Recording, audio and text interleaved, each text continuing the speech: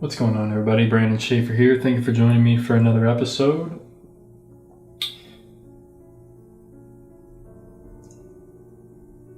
So I'm starting out with a sketch, HB pencil, very lightly.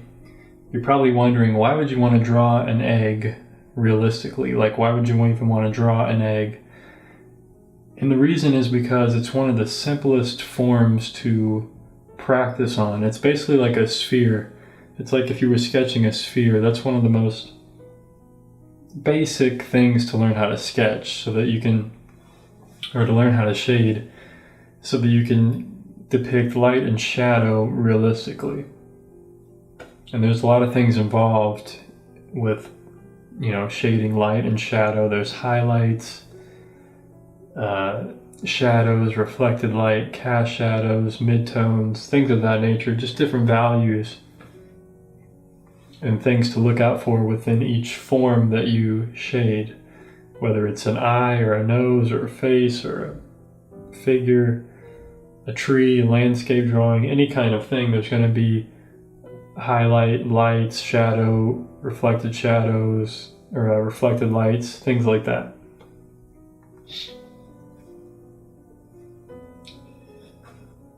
So after drawing the outline very lightly with an HB pencil, I'm going in with a 6B. And take note that this video is sped up 2.5 times. So it's not much faster, but it's a little bit fast. But you'll get the idea of what I did here through this video. And this is all using a 6B for this cast shadow, and you can see the varying pressure that I have. I use a lot more pressure underneath the egg, and that's where the shadow is darker, and the rest of the shadow is a little bit lighter.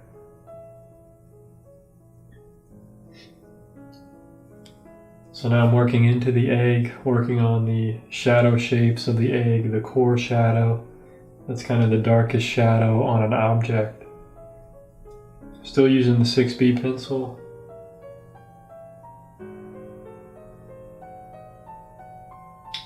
So just loosely filled in that cast shadow, and now I'm coming in with a blending stump, which is just a tightly rolled up sheet of paper. You can buy blending stumps online. Check the description down below. I have links to all the materials that I'm using in this video.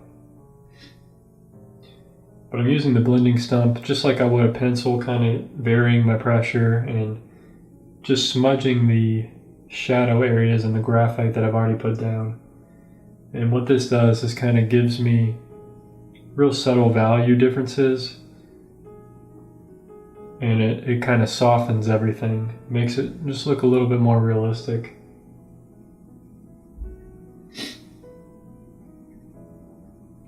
And when you're drawing an egg, if you actually look online at pictures of eggs, or if you have an actual egg like I did, for this drawing I was drawing from an egg on a table sitting on a white sheet of paper.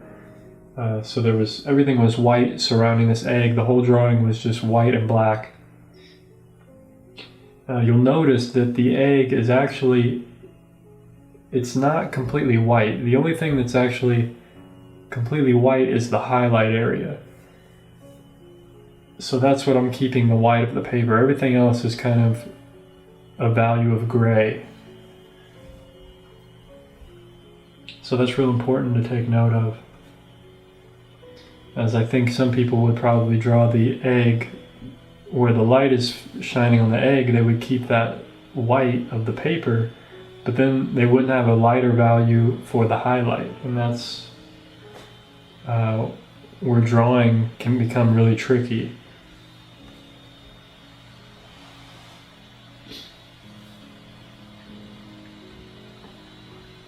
So now I'm going in with a 9B. This is the darkest I'm going to get in this video, in this drawing, is a 9B. And I'm just darkening up some of the shadow areas, and just trying to get a full range of value so that it'll look realistic in the end.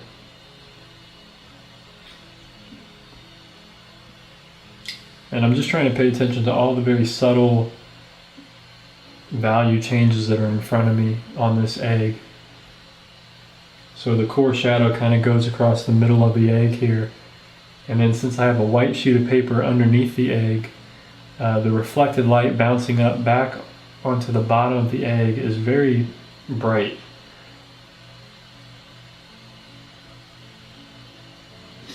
Now if I had something black underneath the egg, there's going to be a lot less reflected light, which means the bottom of the egg would be a lot darker than it is in this video and in this drawing.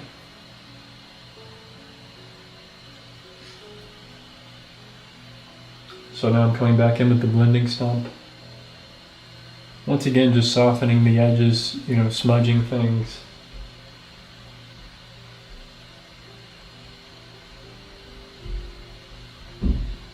The outer edges of these cast shadows are usually a lot softer. Usually the farther away from the object the shadow is, the softer it's going to be. It's not going to be as defined. There's not going to be any hard edges for the most part. So now I'm coming in with the kneaded eraser and just sharpening up some of the edges here that are close to the egg, some of the shadow areas that are closer to the egg. So just trying to work a balance of soft and hard edges, and coming back in and just working the values again.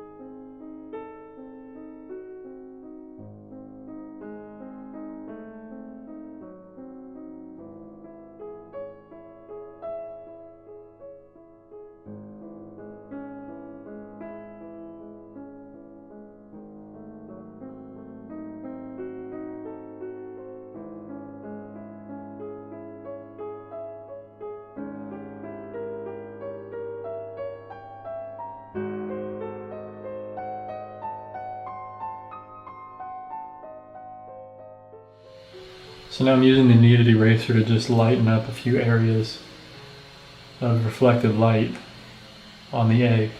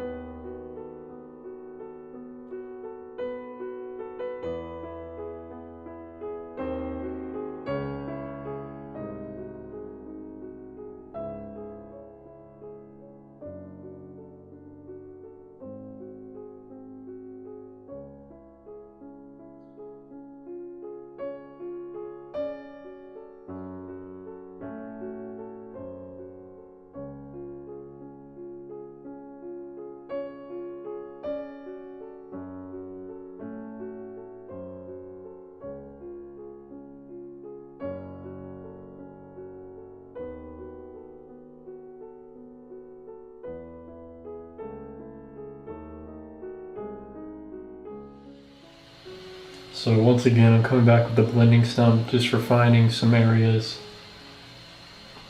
and just trying to get the subtle value shifts to kind of finish this drawing up, and just to get it look as smooth as I can. This sketchbook paper is has a little bit of a texture to it, which is okay, but just trying to get the drawing as smooth as I can, and just to get the values as correctly as possible.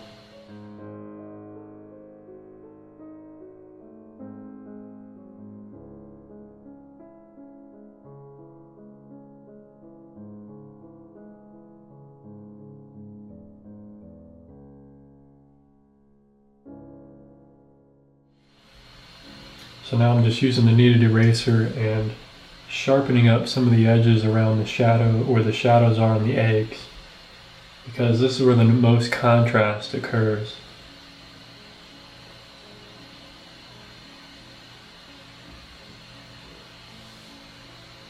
And I'm creating a lost edge there on the lightest part of the egg, kind of getting rid of that outline or that edge there. Just a little bit.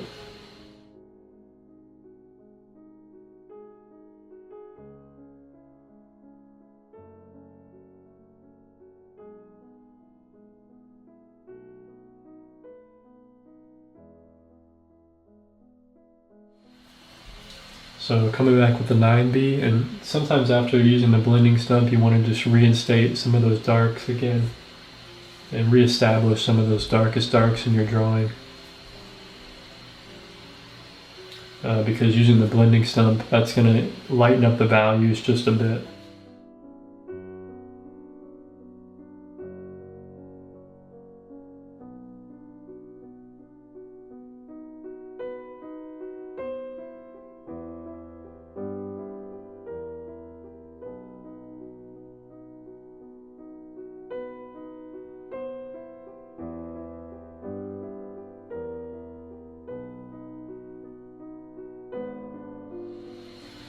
So this drawing's just about finished here.